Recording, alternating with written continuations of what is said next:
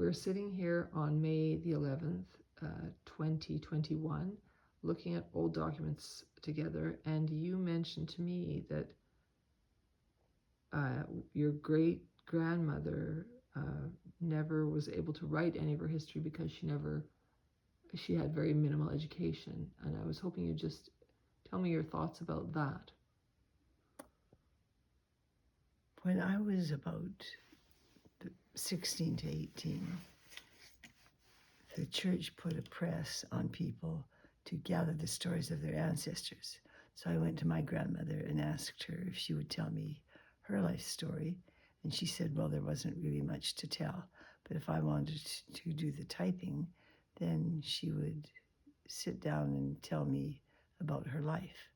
So I sat down with the typewriter, and all I got from her was 3 pages. And then she said, that's all.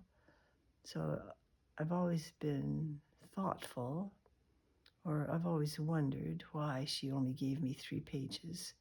But then in those 3 pages, she tells me that she came to Canada when she was out of grade 6, which would make her 12 years old and finishing grade 6.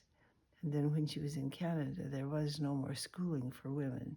So Edna just had grade 6 education.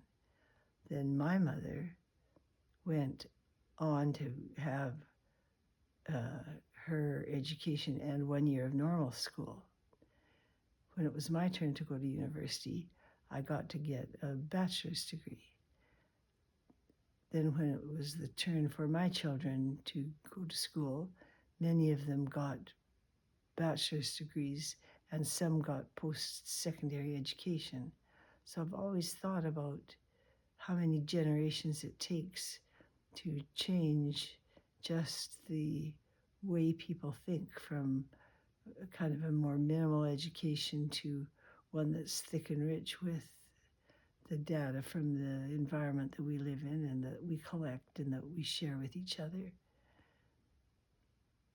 Anyway, I love it that we all stand on the shoulders of the women who came before us.